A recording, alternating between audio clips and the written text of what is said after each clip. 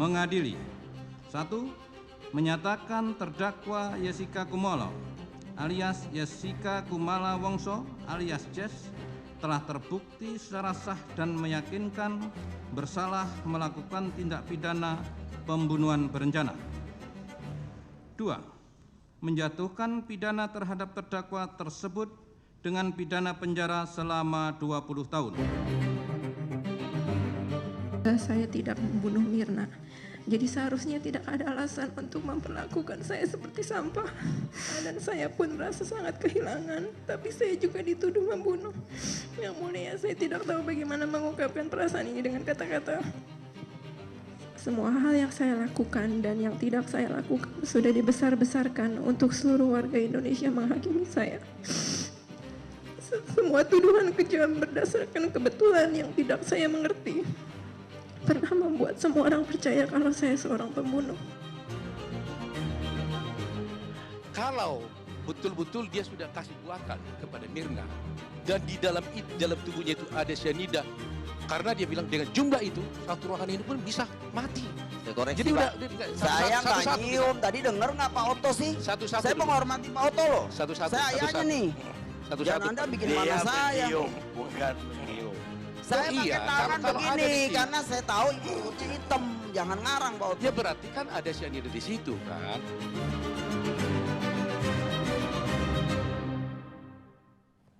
Pemirsa, kita ketemu kembali di Karni Ilyas Spesial. Malam ini saya mengundang pengacara yang cukup terkenal, Oto Hasibuan. Karena pekan ini meledak kembali berita tentang Jessica Wongso. Dan jadi pembicaraan publik di mana-mana dan netizen pun yang semula terpengaruh dan menghujat Jessica Wongso yang dituduh membunuh Mirna, sahabatnya Mirna, dan sekarang berbalik netizen justru menganggap Jessica tidak bersalah atau tidak melakukan kejahatan mencampur cyanida di ais kopinya Mirna. Dan itulah judul yang dibawakan oleh Netflix di layar televisi yang produser dari Singapura yang datang ke Indonesia melakukan investigasi terhadap itu dan tayangannya menggemparkan masyarakat. Dia memberi judul Ice Cold Murder Copy Jessica Wongso. Dan malam ini saya ingin mendengar dari Pak Oto Hasibuan. Selamat malam Pak Oto. Selamat malam Pak Karni. Sebenarnya Pak Oto dari awal saya tahu menganggap Jessica tidak bersalah. Tapi yang terjadi, vonis hakim menetapkan Jessica bersalah. Bahkan banding pun ditolak. Kasasi ditolak. Peninjauan kembali judicial review pun tetap aja ditolak Jessica. Sehingga Jessica harus berikut 20 tahun penjara. Dan keputusan gak bergerak sama sekali dari pengadilan tingkat pertama sampai ke tingkat terakhir dan bahkan ke tingkat judicial review. Bagaimana sebetulnya yang terjadi menurut Persi, Pak Oto? Terima kasih Bang Karni. Ya seperti Tuhan bilang memang semua ada waktunya.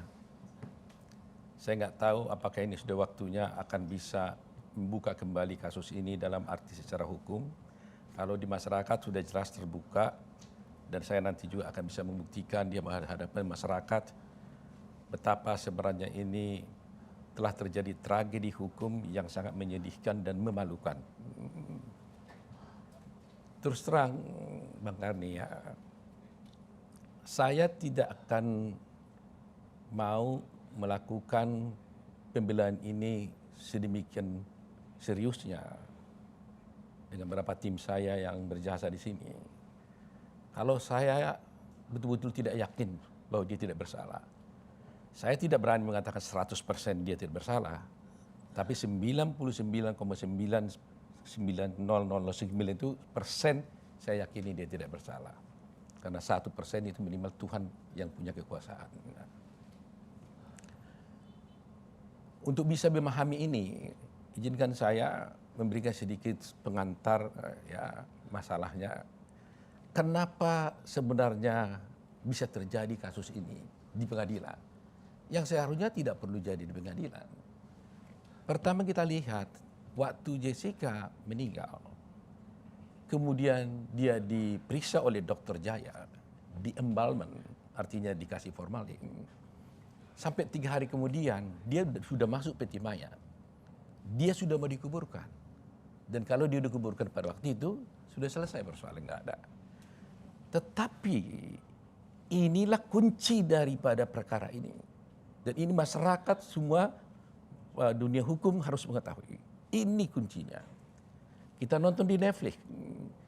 Ketika ini mau dikuburkan, Krishnamurti datang. Krishnamurti waktu itu dikirim Ya, dia direktur kriminal umum di Mabes Polri, di Polda. Dia datang dan berkata kepada ayahnya Mirna, Edi, katanya, itu kita lihat di Netflix, anakmu diracuni. Kata Krishnamurti. Kata anakmu diracuni. Oh, sebelumnya Edi tidak tahu, tidak ada masalah. Tidak menganggap anaknya diracuni. Kata-katanya anakmu diracuni. Padahal belum ada otopsi, belum ada pengambilan sampel. So, dari mana Krishnamurti berkesimpulan awal mendahului semua peristiwa, dia mengatakan anakmu diracuni. Oleh karena itu, katanya, kalau kau tidak otopsi, maka kami polisi tidak bisa melakukan penyelidikan dan penyidikan. Sehingga no otopsi, no crime.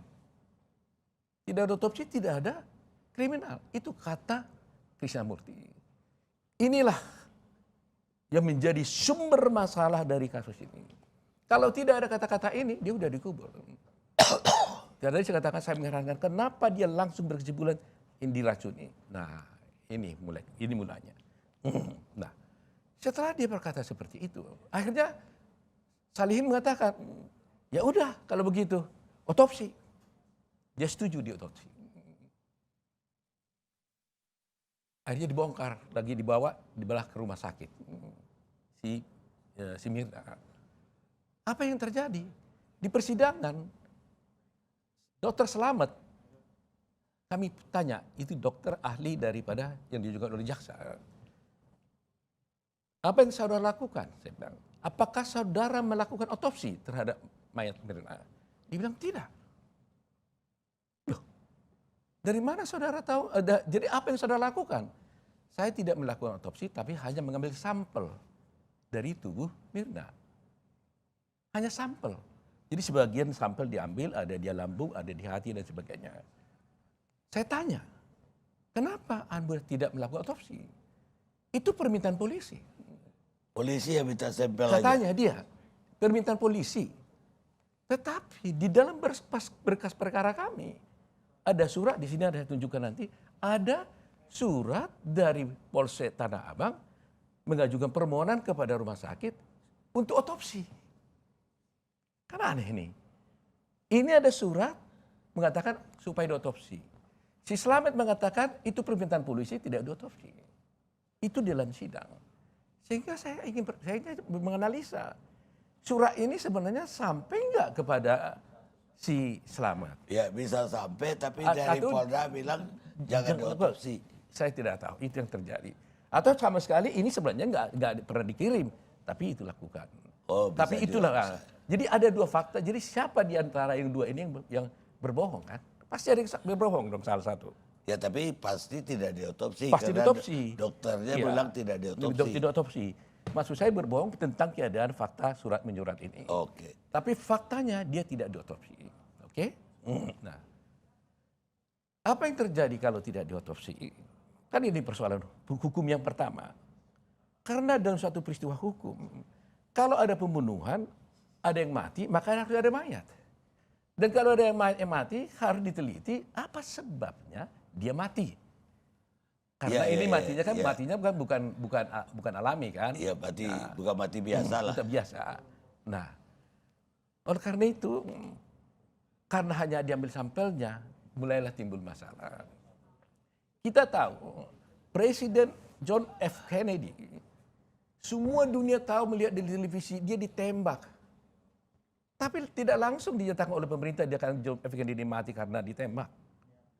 Tapi setelah Thomas Noguchi, ahli patologi forensik di Amerika, mengotopsi si John F. Kennedy, baru dia nyatakan mati karena peluru yang ada bersarang di tubuhnya.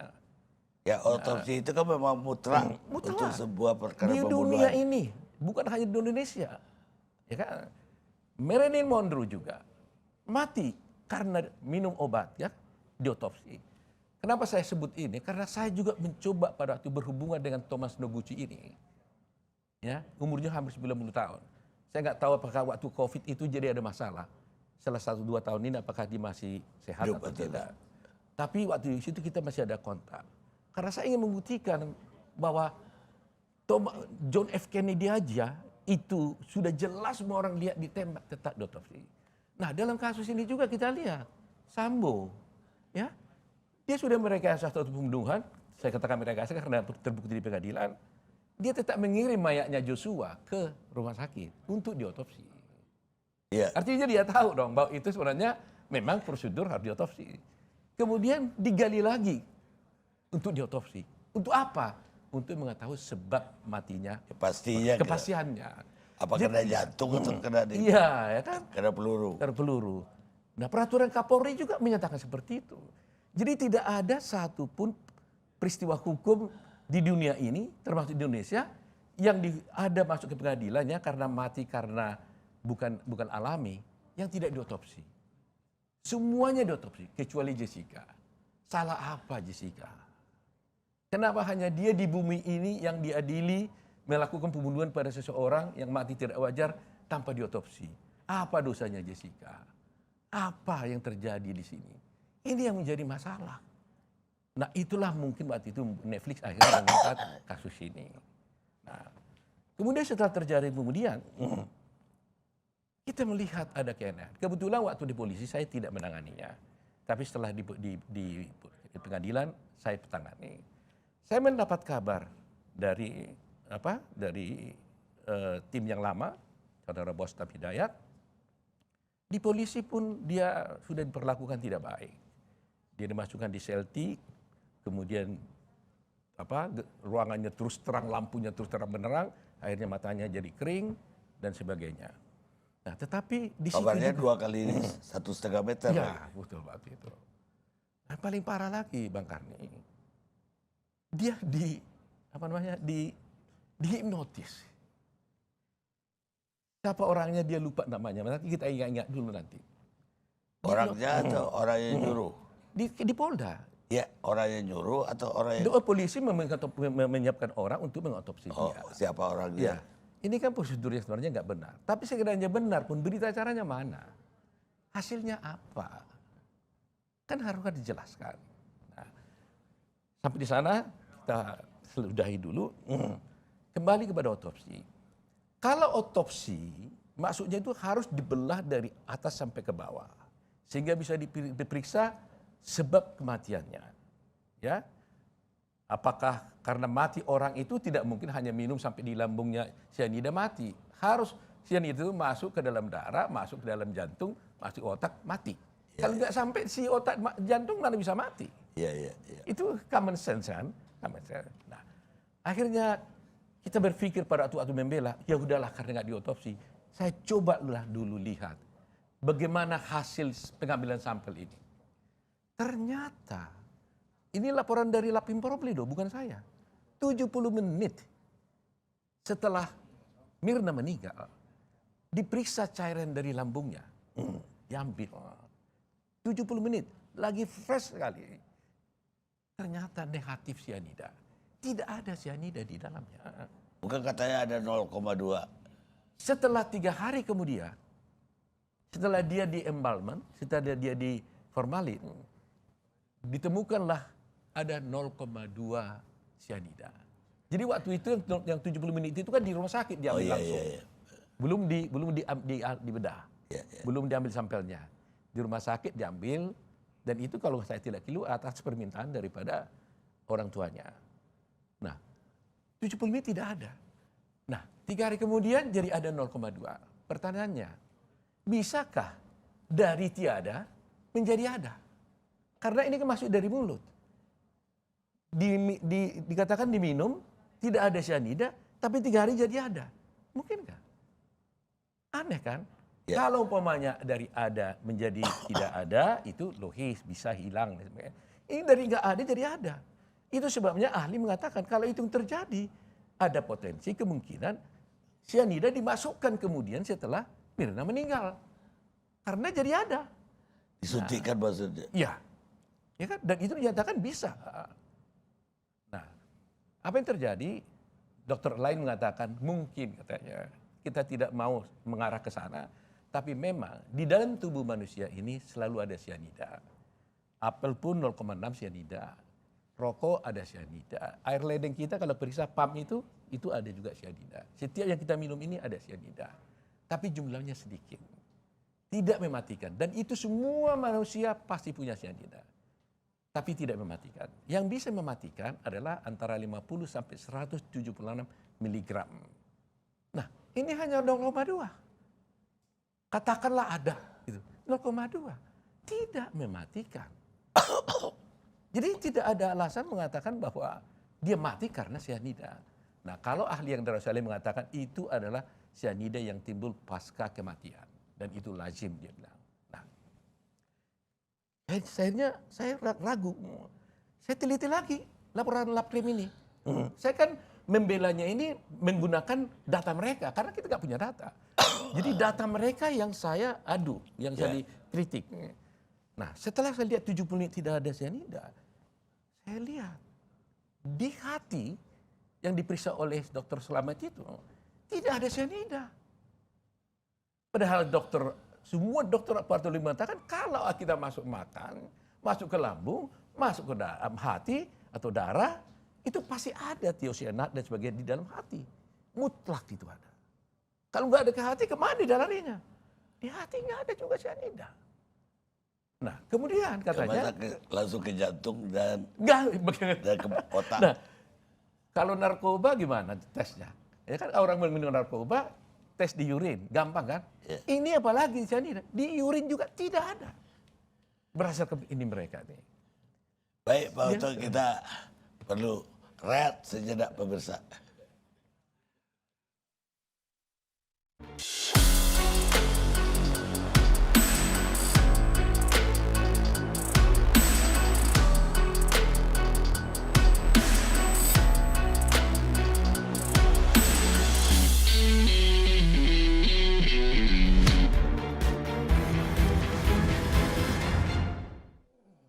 Pemirsa, dialognya kita lanjutkan kembali. Pak Oto, tadi ada satu hal lagi yang Pak Oto mau ungkapkan. Sebenarnya banyak hal, tapi satu hal aja dulu ya.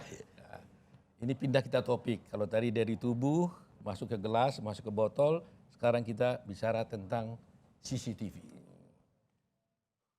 Ini kan Jessica Jessica itu juga korban dari CCTV juga. Salah satu contoh yang kita lihat oleh ahli yang kami ajukan, seorang dokter dari Jepang, berhadapan dengan seorang ahli yang dari Mabes Polri, dari jaksa. Tegas dia mengatakan ini rekayasa. Kenapa? Contoh dia bilang, ingat kan kita di dalam kasus ini kan, ada dikatakan Jessica itu adalah garuk-garut gini kan, dia garuk-garut celananya katanya karena itu ada karena cyanida. Jadi ceritanya begini, jadi Jessica itu berdiri gini, kan karena dia pakai lejeng gitu, dia tarik celananya gini kan, dia tarik gini kan supaya bisa berdiri bagus itu. Nah waktu ditarik gini, inilah yang di-replay terus oleh CCTV, diulang-ulang seperti orang menggaruk. Dibilanglah ini dia kena gatal katanya. Dan itu dibuktikan di persidangan, digaruk-garuk katanya gini. Padahal hanya dia bilang ini sekali. Tapi diulang-ulang ini seakan-akan dia menggaruk karena gatal karena cyanida. Itu rekayasa menurut ahli yang kita ajukan. Jadi CCTV pun sudah direkayasa.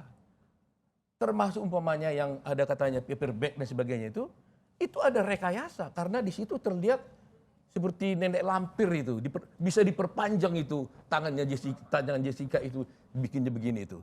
Dibuktikan oleh ahli, bukan saya ngomong. Bisa diputar kembali sidangnya. Ada itu. Tapi dia taruh paper bag atau paper bag ditaruh itu kan gini. Kalau itu. paper bag kan namanya teman baru jumpa, dia datang ke sana, dia beli hadiah 4 atau 3? 3. Karena 3 orang temannya kan. Ya. Ada Hani, ada Mirna, ada satu lagi. Dia makanya ambil 3 untuk dikasih satu-satu gitu loh. Nah sambil menunggu dia letakin di situ. Lantas dia bilang kalau orang biasanya tasnya harus dibawa, nggak bikin di atas. Itu kan nggak logis. Nah, jadi ini rekayasa ini harus dibongkar sebenarnya. Dan dokter itu masih bersedia sampai sekarang. Data itu kami dulu ambil kalau nggak salah dari Kompas atau di TV One, data itu resmi pada waktu itu. Diadu sama dia, dihadapkan di persidangan. Ini rekayasa dia bilang. Nah, bagaimana? Dan perlu kita ingat, CCTV yang ada di sana itu tidak diambil dengan berita acara resmi. Bukan polisi yang mengambil CCTV yang ada Oliver. Itu dia rekaman dari mana pun nggak tahu. Dan yang aslinya itu hilang. Nggak ada itu. Masternya itu nggak ada. Sehingga kita nggak tahu, ya boleh saya katakan yang dipilih-pilih saja yang ada di sana. Tidak, not the whole story jadinya. Gambaran yang utuh dari situ. Nah, itu makanya saya katakan bahwa penuh keanehan di dalam kasus ini. Nah, kalau kita ingin juga, saya juga ingin menyampaikan ya Pak Karni. Banyak orang berkata, para ahli mengaku hebat, bahwa katanya ini kan tidak perlu harus direct evidence. Indirect evidence juga boleh. Tidak perlu harus direct evidence. Saya bilang, mau direct evidence, mau indirect evidence, itu bukan persoalan di situ. Karena harus dibuktikan. Kalaupun kau mengatakan circumstances evidence yang mereka bilang itu di mana? Circumstances evidence-nya yang mana? Jangan hanya ngomong. Itu tapi harus berkaitan. Circumstances mana yang bisa dikaitkan, ya, dikaitkan untuk mengatakan Jessica pelakunya. Mereka mengatakan begini kesimpulannya. Di sana ada 3 kemungkinan terjadinya pembunuhan. Itu menurut jago-jagonya ahli itu mereka itu. Kemarin juga ada di Serta Demokrasi katanya. 1, Rangga. Rangga adalah barista yang membuat kopi. Kedua adalah runner yang membawa kopi. Ketiga adalah Jessica. Di dalam berita, di dalam pendapat polisi juga ini seperti di 3 ada kemungkinan. Lantas mereka dengan logika mereka mengatakan Rangga tidak mungkin karena ada CCTV, ya kan? Terus kemudian si runner juga nggak mungkin. Itu kan karena kalau dari sana kalau di sana kan panas katanya kopinya, nanti dikasih kopi jadi nggak ada masalah dan sebagainya. Yang mungkin hanya Jessica karena apa? Karena dia yang paling lama di dalam menguasai kopi itu. Ini mana circumstantial evidence-nya? Ini kan kesimpulan kalian gitu loh. Ingat, lantas dikatakan, kalau nggak si Jessica siapa lagi? Siapa? Ketika Anda berkata siapa, di situ berarti Anda ragu. Kalau Anda ragu, maka berarti ada reasonable doubt. Hukum mengatakan seorang hakim hanya bisa memutuskan hukuman apabila ada beyond reasonable doubt. Dengan bukti yang mutlak meyakinkan hakimnya. Ya bukti material. Bukti ya. Kalau dibentukkan, kalau gitu siapa? Itu namanya ragu. Nah kalau ada keraguan-raguan Pak Karni, maka berlaku teori in dubio pro reo. In dubio pro reo adalah apabila seorang hakim merasa ada keraguan-raguan, maka dia memberikan putusan yang menguntungkan terdakwa. Di sini harus menguntungkan terdakwa, dia harus dibebaskan.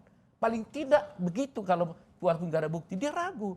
Karena dia ada teori komik. Dia selalu bilang di catatan Demokrasi kemarin, possibility. Dia teori possibility. Mungkin. Nah kalau sudah teori possibility berarti kan semuanya mungkin. Ya, everything can be happen. bisa possible.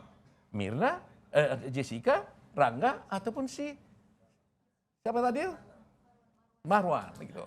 Ya possible juga sebelum dia datang udah kena cyanida. Cyanida possible itu juga sebelumnya juga udah kena cyanida. Yeah. Nah kalau ada teori kemungkinan begini berarti ada keraguan Bang Karni.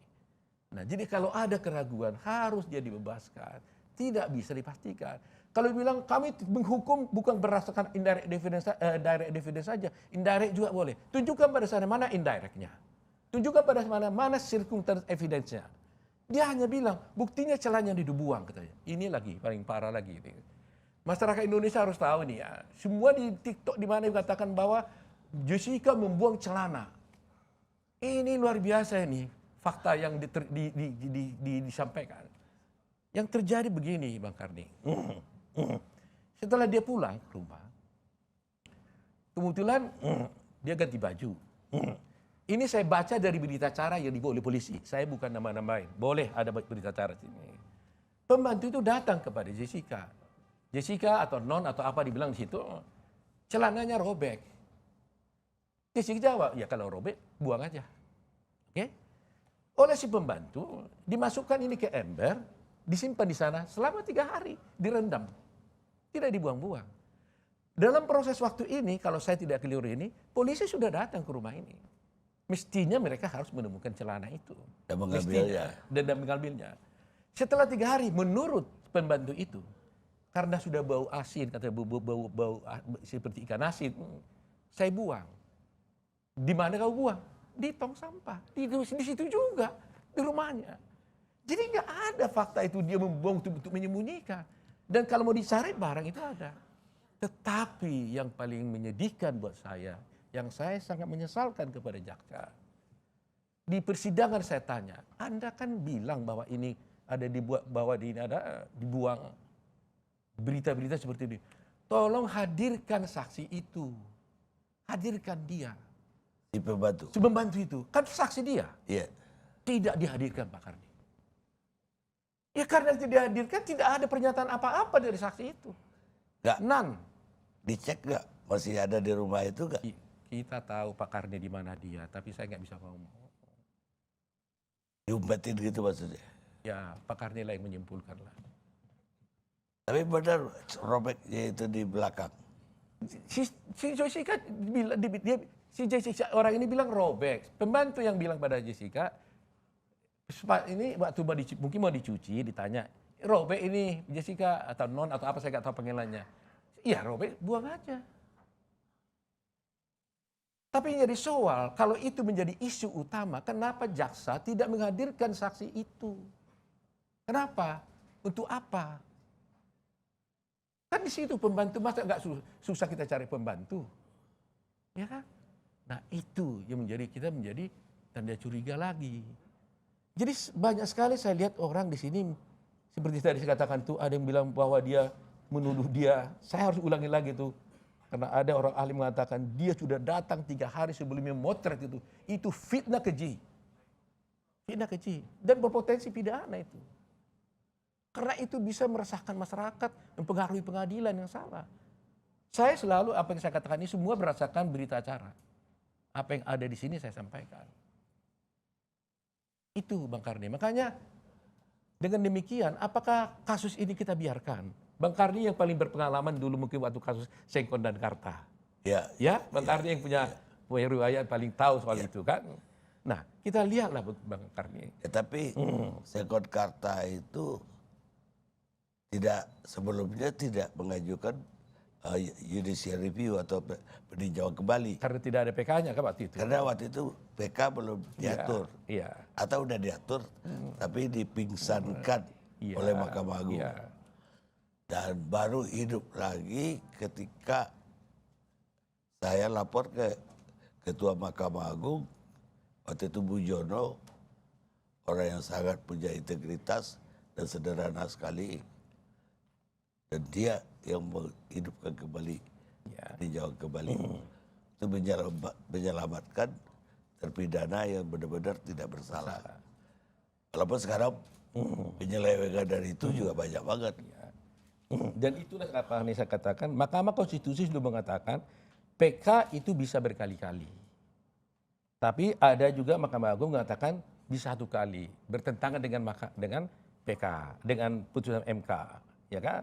Tapi ada juga putusan Mahkamah Agung yang juga mengizinkan PK 2 kali. Seharusnya bisa, karena kalaupun tadi Sengkona Karta tidak mengajukan PK, tapi keputusan yang dia terima udah inkrah. Karena itu dia udah di Cipinang. Tapi gara-gara ketahuan kita bongkar bahwa bukan dia pelakunya, Mahkamah Agung menghidupkan PK itu kembali. Artinya 2 kali cari inkrah kan. Iya. Jadi ini pun seharusnya boleh berkembang. Gitu. Kalau dapat bukti baru udah bagus.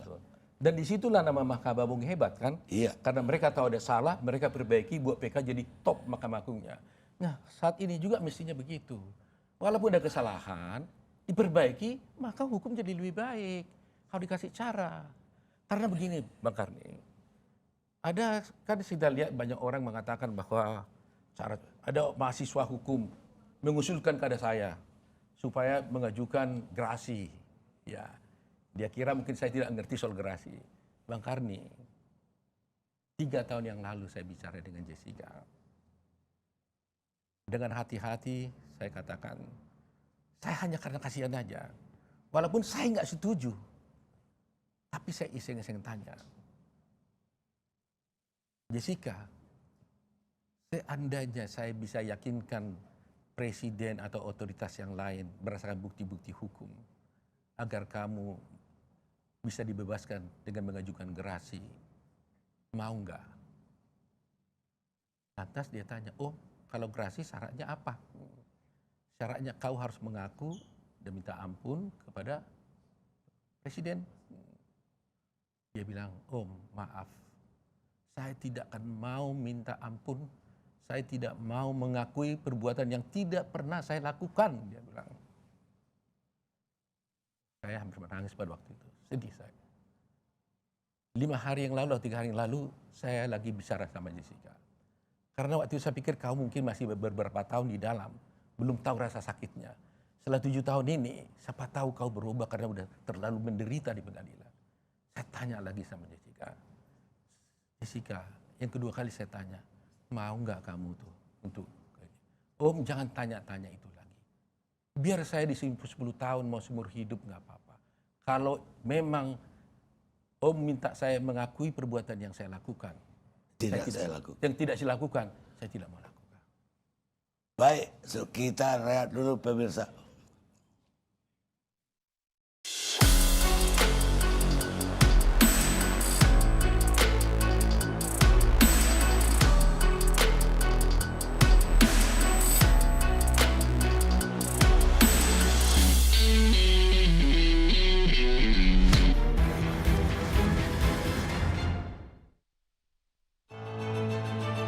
Saya tidak membunuh Mirna. Jadi seharusnya tidak ada alasan untuk memperlakukan saya seperti sampah. Dan saya pun merasa sangat kehilangan. Tapi saya juga dituduh membunuh. Yang mulia, saya tidak tahu bagaimana mengungkapkan perasaan ini dengan kata-kata. Mirna mati karena ditemukan cyanida di dalam gelas. Tapi tidak disebutkannya cyanida di dalam tubuh korban. Di dalam tubuh korban yang negatif, yaitu 70 menit setelah dia mati, dia tidak persoalkan. Nah inilah kita ketidakjujuran majelis hakim menurut saya.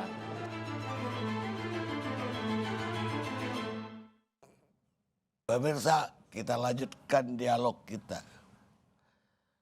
Baik, tadi ada udah diterangkan keganjilan dan terakhir tentang otopsi yang tidak dilakukan, walaupun tertulisnya dilakukan. Apalagi keganjilan yang Pak Oto lihat dalam persidangan ini. Dan saya dengar juga Pak Oto punya bukti-bukti yang dibawa ke sini. Silakan. Ya. Jadi tadi sudah saya ceritakan, kan kalau orang mati kan kita berangkat dulu mulai dari tubuh. Baru nanti kita kalau sudah ditemukan persoalan di dalam tubuh, baru kita berangkat kepada media yang lain yaitu gelas dan sebagainya. Nah, keganjilan lagi adalah begini. Ada di sana Mirna meninggal. Yang meminum kopi itu ada 4 orang. 1 Mirna, 1 Hani, satu Devi. Devi itu Ini disuruh Mirna untuk minum katanya. mereka dua minum kan. Jadi terus si ini minum, si Hani juga minum. Dan minumnya pakai sedotan. Ya.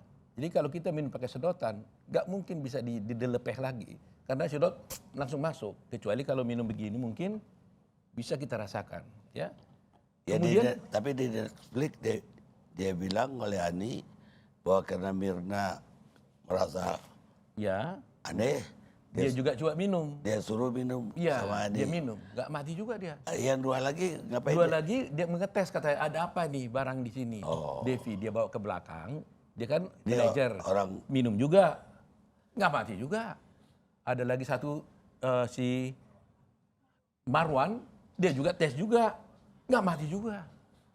Jadi bagaimana bisa terjadi hanya satu orang yang mati. satu orang yang mati. Dan kalau memang itu ada racun di dalamnya. Bahkan tiga yang minum. Jadi ini nggak masuk akal. Ya, nggak masuk akal. Nah kemudian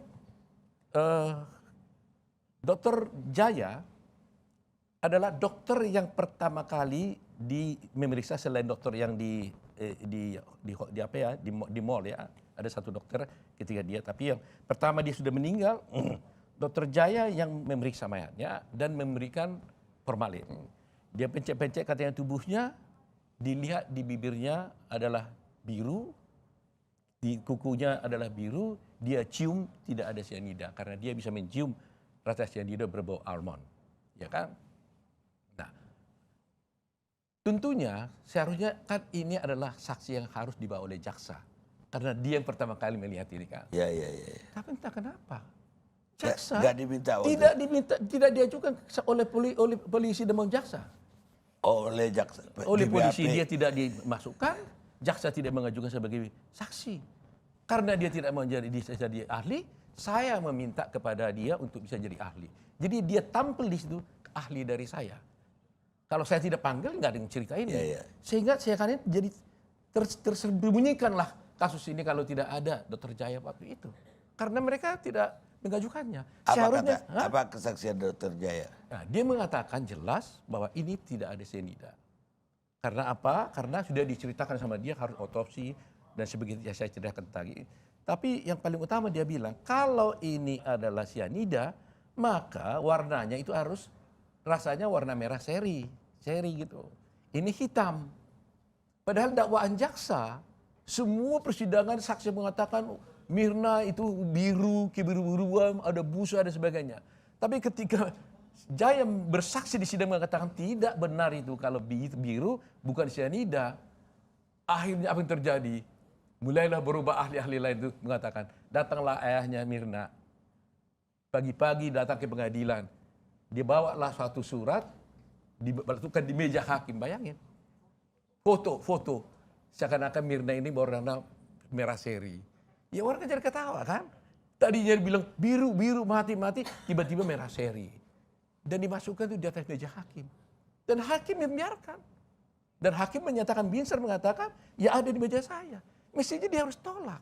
Karena ini bukti yang tidak sah. Bukan dari jaksa. Gitu. Ini menjadi kita menjadi heran pada waktu itu. Nah, ya karena durasi terpendek mungkin saya harus lompat. Akibat dari itu, maka kita lihat tentang apa yang terjadi di gelas. Karena ini dipersoalkan, saya selama ini kan ada cyanida 7.400 mg di gelas. Yang itu selalu saya katakan, kenapa kalian itu ribut tentang yang ada di gelas? Kalau orang mati karena cyanida, yang Anda periksa adalah cyanida yang ada dalam tubuh, bukan dalam gelas. Kalau udah ditemukan di dalam tubuh ada cyanida, baru kita cari dari mana asal-usulnya, baru kita cari gelasnya. Itu mestinya teorinya. Jangan dibalik. Karena berapa banyak pun cyanida di dalam gelas ini, 1 ton atau apapun, kalau tidak ada di tubuh Mirna, itu tidak ada apa-apanya. Yalah. Nggak ada urusannya gitu loh. Nah, oleh karena itu saya berpikir, saya harus kejarin. Kenapa mereka selalu konsentrasi hanya ada cyanida di gelas? Saya periksa. Ternyata waktu Mirna itu meninggal, kan ada sisa gelas. Pada sisa minuman Mirna, kopi. Lantas ditanya, kemana ini sisanya? oleh Devi dikatakan sisanya ini dimasukkan ke dalam botol. Ya kan? Kita tanya, kenapa dimasukkan dalam botol? Biar gampang dibawa. Oke. Kau masukkan semua? Tidak, separuh. Loh, kalau separuh kan lebih sulit bawanya. Kalau semuanya masih mungkin. Tapi ada saksi yang lain mengatakan, tidak. Semua saya masukkan dalam botol. Tidak separuh katanya.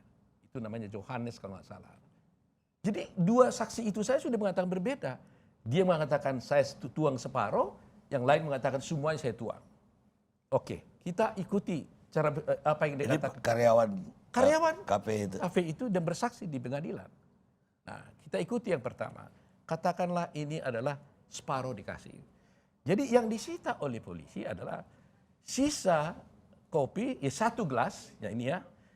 Yang disita adalah satu gelas berisi minuman sisa kopi dan satu botol sisa yang setengah tadi itu di situ. Dan satu lagi gelas seperti ini adalah kopi yang disuruh dibuat di Oliver sebagai pembanding. Jadi ada dua gelas, satu ini sisa minuman Mirna, satu sisa minuman Mirna dimasukkan dalam botol, lantas satu gelas untuk pembanding. Ini yang disita, yang dibawalah ini ke Mabes Polri.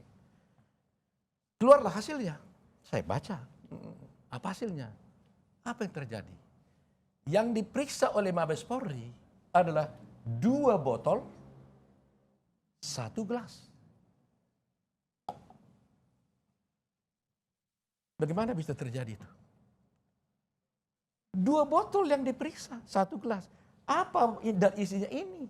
Dari mana datangnya botol ini? Apakah ini cyanida? Apakah dimasukkan di sini? Atau apa kita nggak tahu. Tapi jadi yang ada di besar ada di sini jelas. Ya dua-duanya ada cyanida aja. Dibilangnya hasilnya mengatakan ada cyanida. Dua-dua botol. Iya. Di 2 botol saya tidak ingat betul yang duanya ya, tapi yang pasti 2 botol ini yang diperiksa dulu. Terbukti ada cyanida. Ini ada 1 gelas. Jadi saya mau melihat dulu mengenai procedures ya. Prosedurnya dia. Oh, 1 botol, 1 gelas yang beracun ya. Ya. 1 pembanding negatif ini. 1 botol, 1 ini adalah beracun. Tadinya yang ada adalah 1 gelas, 1 botol, tadinya adalah 2 gelas, 1 botol. Ini yang diperiksa. Sampai di Mabes balik sama kita, ini hilang, yang ada hanya 2 botol. Ini beracun, ini tidak. Pertanyaan saya, dari mana barang ini? Ini kan disegel. Kenapa bisa berubah-berubah? Apa masih bisa lagi dipastikan kebenaran daripada ini, isinya ini? Itu yang menjadi soal pertama. Soal yang kedua, saya baca di sini. Isinya, jumlah daripada sisa kopi itu adalah 300 mililiter. 350 mililiter. Ya, di sini saya lihat ada peragannya ini. Coba diisi Nurul 350 mililiter Nurul. Bisa dibantu. Saya tuang lah ya. Bisa bantu Nurul. 350 mililiter. Ya. Ini gelas saya cari sampai ke Australia dulu nggak dapat. Ada dapat tapi mereknya nggak sama. Ini kami ambil ukurannya ini persis dan mereknya kalau saya tidak salah juga ini dari merek daripada Oliver. Kami dapat bukti ini. Masih ada yang baru ini. Dan inilah isinya sama, bentuknya sama, mereknya sama. Ini. Isinya ini adalah 370 mililiter. Oke, ini gelas dari yang sama dengan Oliver punya. Sini. Dikatakan sisa kopi itu adalah 350 mililiter. Oke. Kalau dia 350 mililiter, maka kita bertanya, tadi kan sudah diminum oleh 4 orang kan? Oleh saksi mereka, oleh ahli yang ditampilkan oleh jaksa, katanya sekali sedot itu adalah 20 ml. Itu kata mereka. Saya juga tidak tahu kebenarannya itu, tapi saya ikuti ahli yang dari jaksa. Sekali sedot 20 ml. Kalau sekali sedot 20 ml, maka 4 orang yang minum. Berarti adalah 2 kali 40, berarti 80. Nah, berarti isi daripada gelas itu berarti seharusnya sudah 350 ml tambah 80, ya kan? Ya, 430 ml. Itu seharusnya. Padahal ini hanya 370 kapasitasnya. Nah, ini kita buktikan sekarang. Ini berapa nih, Rul? 350 ya. Ini dilihat ini ya. Pas ya, 350 nih. Coba lihat, jangan sampai berubah. Ya, saya lihat kacamata saya dulu sekarang.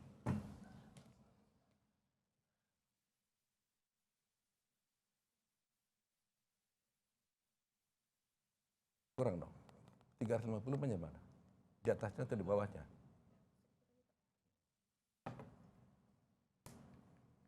Harus pas. 350. Banyak sedot.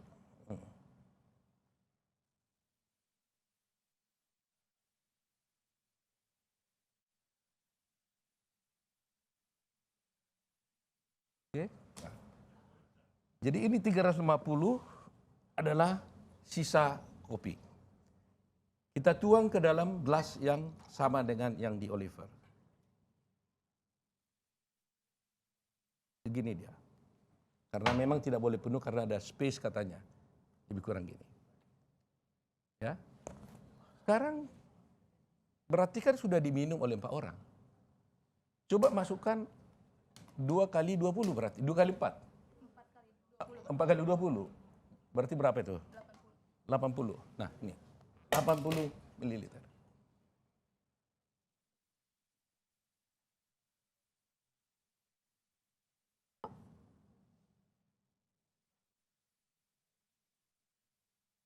Jadi inilah, belum ya? Belum.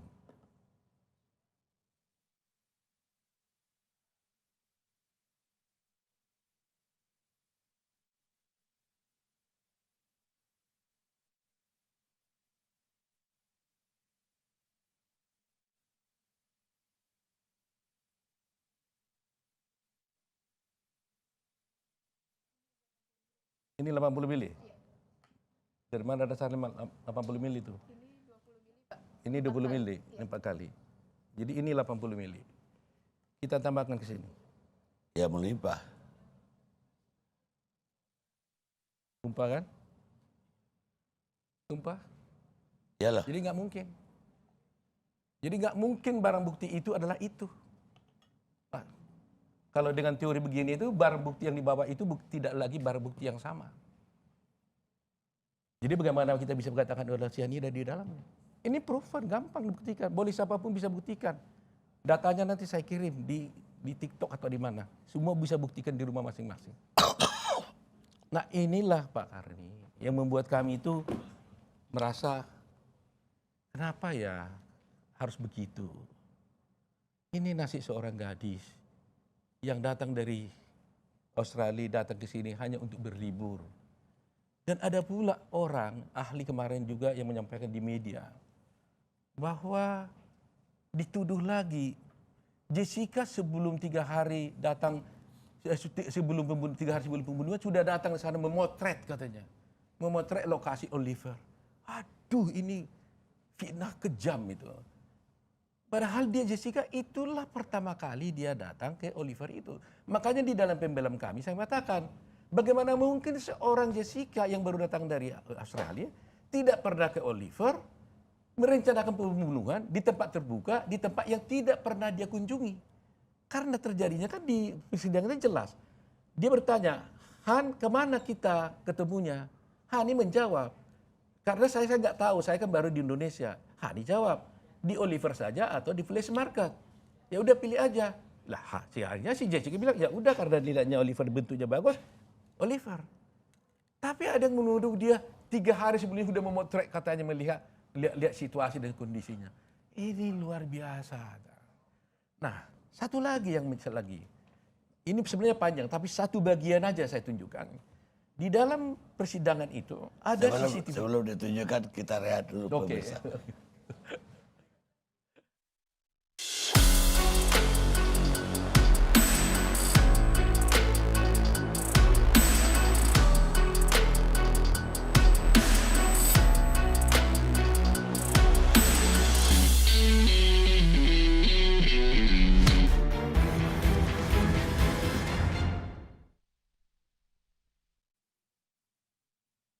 Pemirsa, kita lanjutkan diskusi kita.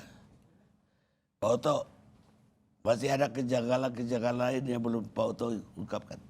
Seperti saya katakan tadi banyak sekali, tapi kalau diizinkan satu lagi boleh saya cerita sedikit lagi ya. Di luar sana bahkan isu-isu di pengadilan juga itu ada yang mengatakan memang sengaja Jessica itu datang lebih dulu ke Oliver untuk memotret. Tadi ada orang yang bilang 3 hari sebelumnya sudah, ada yang bilang datang lebih awal 1,5 jam sebelumnya. Padahal kan dia orang dari luar negeri. Terus waktu dia datang ke sana itu jam sore. Nanti dia diantar oleh bapaknya. Dia nggak mobil sendiri, dia diantar oleh ayahnya ke sana. Dan karena tahu macet lebih awal, kan orang itu straight kan, takut macet. Sehingga dia sampailah dia lebih awal di tempat itu. Dan inilah yang selalu dipotret, katakan dia sengaja datang untuk memang melihat dulu dan sebagainya. Padahal sudah kita katakan itu pertama kali dia tahu Oliver itu. Itu sebenarnya saya katakan bagaimana mungkin seorang yang belum pernah mengetahui tempat itu merencanakan pembunuhan di tempat yang dia tidak tahu di siang hari di tempat yang ramai. Itu persoalannya. Nah, kemudian saya terus terang aja juga saya sebenarnya protes ini kepada pemerintah Australia ini. Karena banyak kejanggalan yang terjadi dalam proses yang di sana itu. Kalau diusut, ditelusuri mungkin apa yang terjadi sebenarnya suatu pemeriksaan ke Australia sana. Karena saya tidak pernah melihat suatu kepolisian Australia sampai datang ke sini dan memberikan data-data korban ini yang tidak relevan dengan kasus pembunuhan. Di sana dikaji dia menabrak, betul dia pernah menabrak. Apa kaitannya dengan orang mati dibunuh di sini? Nggak make sense gitu. Jadi saya lihat, terkesan saya melihat ada sesuatu hal yang nggak masuk akal nih. Ada apa sih gitu loh. Orang nabrak di sana, yes. Tapi katanya matinya korban apa? Mestinya dia harus cek dong mestinya. Apakah ini pernah beli cyanida atau tidak? Itu masuk akal gitu. Nah kemudian lagi yang muncul sekarang ini adalah soal LGBT. Dikatakan ada hubungan sejenis. Ini kan ramai sekali. Sedih banget dengannya. Padahal hakim bicara pada waktu itu bertanya kepada suami Mirna, apakah ada hubungan istrimu itu dengan hubungan khusus istimewa dengan Jessica? Dia bilang tidak ada. Bahkan hakim bilang gitu, udah ya media nggak ada lagi itu ya isu. Dan memang tidak ada. Karena Jessica juga punya pacar namanya Patrick di Singapura, di Australia. Bahkan dia dituduh membunuh gara-gara katanya dinasehati oleh Mirna gara-gara pacaran dengan Patrick. Yang ini pun tidak masuk akal. Masa gara-gara dinasehati jangan pacaran dengan Patrick, lantas dia khusus terbang dari Australia datang ke sini merencanakan pembunuhan. Nggak masuk akal lah gitu. Jadi itu hal-hal yang sebenarnya yang tidak masuk akal yang selalu ditampilkan di dalam persidangan ini. Nah, itu yang saya katakan kembali bahwa kalau dikatakan circumstances evidence itu, circumstances evidence, kan seakan-akan masyarakat dikelabui dengan kata-kata circumstances evidence ini oleh para ahli itu, ya kan? Padahal harus dijelaskan circumstances evidence itu yang mana, kan harus ada kaitannya. Mereka mengatakan seakan-akan ada Jessica di situ lebih lama, ada celana dibuang di sana. Itu adalah bukti-bukti yang tidak langsung menunjukkan Jessica bersalah. Aduh. Bagaimana ini circumstantial evidence di sini? Padahal saksi penutup terakhir nih Pak Karni. Saya pernah di situ hampir berbuat salah, tapi saya spekulasi. Karena hakim mengumpulkan semua saksi yang di Oliver pada waktu itu. Dia suruh semacam seakan-akan dilakukan semacam rekonstruksi. Walaupun itu gak lazim, tapi oke lah. Akhirnya saya ambil spekulasi begini. Saya tanya satu persatu seluruh saksi itu, boleh dibuka di filmnya. 21 orang atau 15 orang saya lupa. Saya sebenarnya nggak berani, karena sekali saya salah, mati saya. KO. Saya tanya, apakah kalian semua yang ada di sini pernah melihat bahwa Jessica memasukkan sesuatu ke dalam gelas? Kalian kan ada di sini. Saya tanya satu, kamu pernah? Tidak. Kamu pernah? Tidak. Semuanya mengatakan tidak. Coba Pak Karni, kalau satu aja mengatakan, ya pernah saya lihat, selesai. Tapi itu suatu pertarungan waktu itu insting aja. Sebenarnya itu perbuatan yang spekulatif banget. Iya, sangat. Sangat spekulatif. Tapi saya lakukan. Tuhan menolong, dia mengatakan tidak ada. Padahal mereka semua di situ. Masa orang lain meja sekian bergerak dia tahu, letak ini dia bisa tahu. Paper bag, tapi yang masukkan sesuatu sini tidak ada yang tahu. Jadi nggak mungkin. Ya itu bukti material. Ya, bukti ya. Tapi ada pertanyaan saya, ngapain si Jessica ini harus datang berjam-jam sebelum Mirna datang? Itu yang saya katakan tadi. Sebenarnya kan ada 3 in 1 kan, ya. Karena ada 3 in 1, dia minta tolong sama bapak-bapaknya, antar dulu saya ke sana. Saya nggak ngerti di mana ini Oliver ini, diantarlah dia. Dan untuk menghindari macet dan 3 in 1, maka dia datang lebih awal. Ternyata tidak begitu macet. Sampailah dia di sana 1,5 jam sebelum itu. Itulah yang digunakannya kesempatan untuk membeli oleh-oleh. Kalau salah di situ ya, oleh-oleh untuk teman-temannya ini. Tapi ini diputar-putar sedemikian rupa seakan-akan ini adalah berencana itu. Itu iya persoalannya. Padahal nah, terus dibilang lagi, kenapa kamu pesan minuman lebih dulu? Karena di live chatting mereka bilang, kamu minum apa Mir? Ya minum kopi. Terus dia bilang pesan atau masalah ya? Ya terus saya pesan, ya dipesan. Ternyata dia lama datang. Kan biasa kan begitu kan. Iya. Ada yang bilang saya sudah on the way, padahal dia belum berjalan. Kan ada yang seperti itu kan. Ya, itu. Kalau dari sisi itu ya, tapi dari sisi kesaksian Hani, temannya yang Hani, itu benar-benar memberatkan Jessica. Ya. Bahwa Jessica ini sampai dibilang waktu udah di rumah sakit, udah pingsan pun si Mirna tidak berbuat apa-apa, cuma menonton aja. Artinya tidak ada kecemasan sama sekali. Dan kemudian di rumah sakit juga wajahnya tidak sedih ketika tahu bahwa udah meninggal gitu loh misalnya. Dan Hani juga yang bercerita bagaimana lehernya kayak kebakar ketika minum kopi setelah disuruh Mirna minum kopi. Apa tanggapan Pak Oto terhadap kesaksian Hani ini? Kalau pendapat kesaksian Hani ini terus terang aja tidak lagi sesuai dengan yang semestinya itu. Ya, karena apa ya? Ya, mungkin saya nggak tahu apa yang terjadi lah benarnya. Tapi pendapat saya mengatakan bahwa Jessica ini memang orangnya seperti itu. Sampai sekarang juga begitu. Dia tenang banget memang orangnya. Di sidang itu, dia pernah saya tegur. Mbok kamu umpamanya bersandiwara kayak nangis aja kayak di situ supaya jangan dituduh orang kau berdarah dingin. Dia bilang kenapa Om? Saya nggak bersalah. Kenapa harus nangis-nangis? Lagi pula katanya, kalau saya menangis dilihat ibu saya itu kolaps. Itu sebabnya saya suruh juga ibu saya tidak boleh datang ke sidang. Sebab kalau ibu saya datang ke sidang, saya lihat dia nangis, saya pasti kolaps. Kami nggak tahan. Tetapi Bang Karni, setiap habis sidang, kamilah yang tahu betapa dia nangisnya itu meraung-raung di belakang. Tapi dia tidak mau menunjukkan kepada orang. Dia selalu beranggapan, kalau saya nangis merengek-rengek, itu berarti saya pelaku. Saya tidak melakukan apa-apa. Saya apa adanya saja. Dan ketika dia dihukum, lihat aja, dia gak nangis di depan sidang. Tapi waktu di belakang, dia menangis meraung-raung. Dia bisa lihat menangis karena ketika membacakan pledoi dia saja. Mungkin sudah gak tahan lagi waktu itu.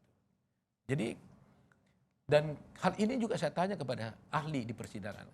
Bagaimana pendapat ahli kalau melihat seseorang tiba-tiba ada kejadian meninggal, tapi dia diam saja. Dia bilang freeze. Dia bilang. Jadi ada rupanya orang, kalau orang melihat sesuatu kejadian yang mengejutkan, dia tidak bereaksi, tapi dia diam, freezing gitu, beku gitu loh. Takut jadi diam gitu loh. Tidak melakukan apa-apa. Nah, jadi masing-masing orang kan jenisnya berbeda-beda. Itu yang saya lihat. Baik Pak Oto, tapi ini ada WA kepada saya yang memberikan bahan. Namun demikian dengan metode scientific investigation, yaitu metode perhitungan reaksi racun dari 2 ahli kimia, yaitu Bapak Nur Samran dan Dr. Gelgel, masing-masing menggunakan rumus metode atau pendekatan berbeda, namun ditemukan hasil yang sama, bahwa hasil perhitungan ditemukan racun dimasukkan ke dalam minuman rentang waktu 1640 sampai 1655. Hal ini tidak ada orang lain di dekat minuman selain Jessica. Dalam rentang waktu tersebut, Jessica masih menutupi minuman tersebut dengan beberapa paper bag.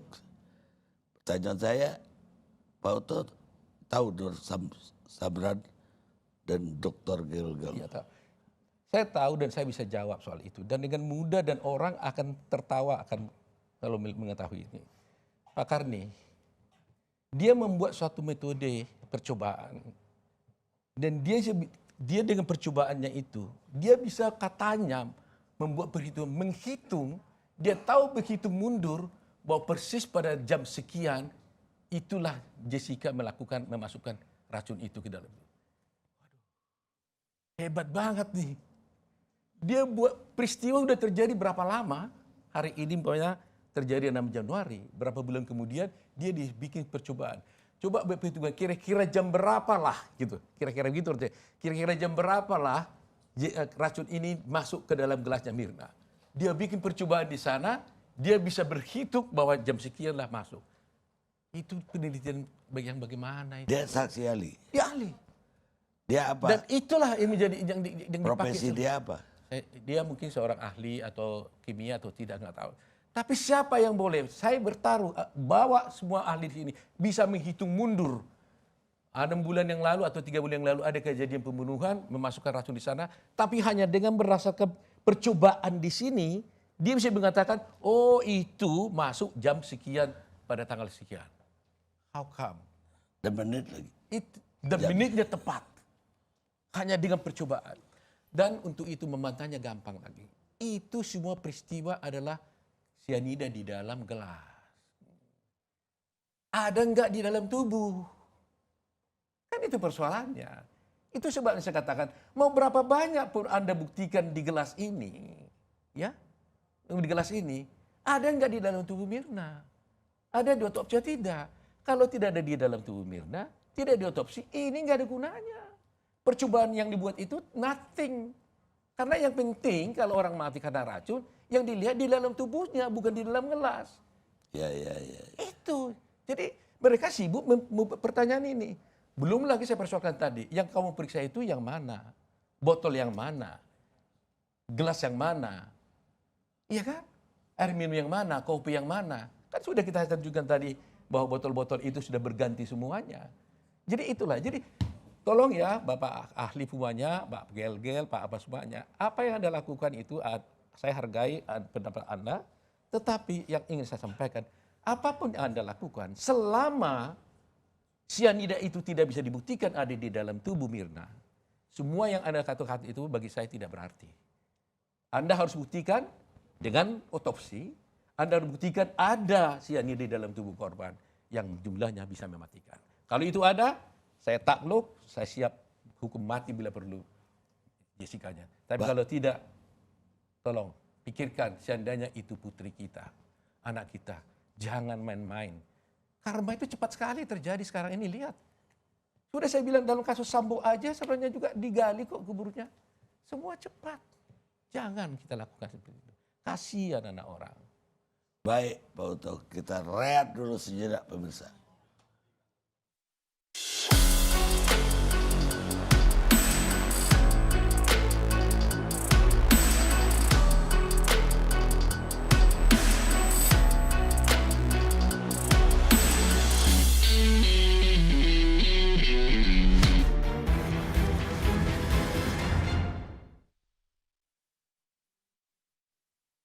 Pemirsa, kita sampai ke segmen terakhir. Oto, ini kan sekarang opini publik berbalik.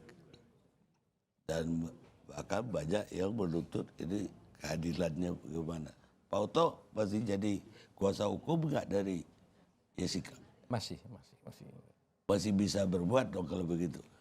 Ya tentunya kami akan mencari upaya hukum tentunya. Apa yang direncanakan? Kita merencanakan untuk melakukan upaya hukum PK. PK lagi gitu? PK lagi. Dan saya berharap dengan hormat Mahkamah Agung mempertimbangkan ini dengan baik-baik untuk bisa menerima PK ini untuk diperiksa. Dan kalau diperiksa, saya minta kalau boleh hakim memberikan pertimbangan lah. Bagaimana pendapatnya mengenai otopsi? Apakah memang boleh orang dihukum mati, dilakukan hukum, disidangkan karena dalam satu kasus pembunuhan mengakibatkan matinya orang lain itu tanpa otopsi. Sebab apa Mas Karni? Saya juga mengajar, saya ngajar di Gajah Mada juga soal pidana. Ya kan? Saya ajarkan pada mereka, itu tidak boleh. Ada juga beberapa jaksa juga yang saya ajar. Dan saya tanya mereka, mereka juga bilang tidak boleh. Tapi kalau ini ternyata boleh orang dihukum tanpa diotopsi, berarti apa yang saya omongkan itu kan udah bohong. Ya kan? Bohong semua. Sia-sia. Merusak semua ilmu yang ada. Jadi Mahkamah Agung harus bikin pertimbangan. Kalau memang harus dia bilang juga tanpa otopsi juga nggak apa-apa, silahkan. Tapi kasih pertimbangan dengan catatan-catatan lain. Dan di dalam perkara ini tidak ada satupun pertimbangan hakim tentang ahli yang kami ajukan. Disinggung pun tidak. Paling tidak kan seharusnya dibilang kami telah membaca ini, kami tidak sependapat, dikesampingkan. Minimal kan itu. Ini enggak digubris. Seakan-akan kami saksi yang dari terdakwa. hanya dari pihak terdakwa saja. Inilah ketidakadilan itu. Dari pihak jaksa. Dari pihak jaksa. Ini yang tidak fair. Jadi selalu saya lihat itu tidak adil di situ dia itu. Seperti bukti ini tadi ini, kami ajukan ini di persidangan, ditolak. Jadi ketidakadilan ini apakah mau kita biarkan nih Pak Karni? Selalu mengatakan, iya pengacara pantas karena dibayar. Saya sampaikan Pak Karni, saya tidak pernah dibayar 1 rupiah pun dalam kasus ini. Saya sudah sampaikan berkali-kali. Waktu itu pas itu Lebaran kalau nggak salah, saya sudah beli tiket untuk liburan dengan keluarga ke Alaska. Ya. Tapi karena saya diminta untuk itu, akhirnya saya tidak pergi dan semua hangus uang saya. Saya hanya pernah diberikan oleh ayahnya Mirna semangkuk bubur Pak Karni. Ketika kami 2 hari 2 malam membuat pledoi ini tanpa tidur, dia datang membawa bubur semangkuk buat saya dan semangkuk untuk teman-teman saya. Itulah yang pernah saya terima dari Bapaknya kerja apa? Agen-agen plastik. Tapi dibilang dia pabrik plastik. Menjadikan dia hidupnya tidak baik saja. Kalau menengah pun juga tidak. Tapi orang bilang dia orang kaya. Rumahnya hanya berapa ratus meter kalau salah. Itu pun nggak tahu bahwa dijual atau tidak. Sangat menyedihkan sekali. Kalian dia bisa saja mungkin kepada tim saya mungkin pernah dibawa roti lah mungkin ya. Hanya itu. Tim saya pun nggak pernah mendapat uang 1 rupiah pun. Kami membelanya pro bono. Jadi apa yang dan ingat Pak Karni, saya membela bukan untuk menang. Saya membela untuk menegakkan keadilan. Keadilan harus dia dapat. Kalau akhirnya orang bilang itu menang, itu soal lain. Itu istilah. Tapi bukan menang. Kenapa? Kalau saya mau menang, saya tidak objektif. Saya akan bisa menghalalkan segala cara untuk menang. Tapi kalau saya ingin mendapatkan keadilan kepada Jessica, yang saya tahu betul dia tidak bersalah, itulah yang saya lakukan. Ya, tadi Pak Oto sudah menyinggung bahwa bagaimana bisa orang dihukum perkara pembunuhan tidak ada otopsi. Tapi apa Pak Oto melihat dari seluruh persidangan ada pembuktian material dari kasus ini? Tidak ada satupun. Sudah saya katakan, saksi, satu orang saksi, berapa ratus orang ada orang di situ, berapa puluh orang ada pegawai Oliver, satu pun tidak ada yang melihat. Makanya mereka bilang tidak perlu ada saksi mata. Oke. Lantas saksi apa yang Anda tunjukkan bisa menunjukkan dia melakukan pembunuhan? Kalau bukan saksi mata. Circumstantial evidence katanya. Apa? Karena buang celana di sana. Apa kaitannya dengan ini? Apa karena ada peristiwa di Australia dia menabrak orang, lantas jadi pembunuh? Apa, Pak? Jangan mengapa pakai istilah circumstantial itu suatu istilah yang hebat. Buktikan apa? Aku tahu hukumnya gitu loh. Jangan bodohin masyarakat ini gitu loh. Baik. Nah, satu hal Pak Karni, di Netflix Darman Salihin bilang ini adalah kasus pembunuhan tanpa bukti, tapi saya menang, dia bilang. Dia sendiri mengatakan itu. Oto mengeluarkan uang, saya juga mengeluarkan uang. Tapi dia banyak dan saya tidak banyak, dia bilang begitu. Saya nggak pernah akan mengeluarkan uang dari mana. Nah kalau dia mengeluarkan uang, ya terserah dia lah. Untuk apa dia kasih uang itu. Tapi saya tidak. Baik. Pemirsa, dari sebuah cerita Pak Oto ini, saya jadi ingat kisah yang semalam juga saya bacakan di Indonesia Lawyers Club. Di sebuah penjara di Italia, ada seorang napi yang tidak diketahui. Karena di sana satu sel itu banyak orang. Tapi seorang napi ini menempelkan di dinding selnya.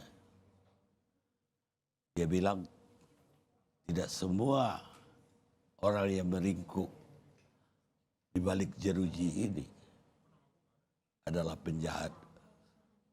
Dan tidak semua yang bebas berkeliaran di luar sana adalah orang baik yang tidak pernah berbuat kejahatan. Napi tak bernama. Dan dari situ kita seharusnya merenungkan kembali adagium hukum. Lebih baik membebaskan 1000 orang yang bersalah daripada menghukum satu orang yang tidak bersalah. Kita ketemu di Karni Ilyas eksklusif yang akan datang.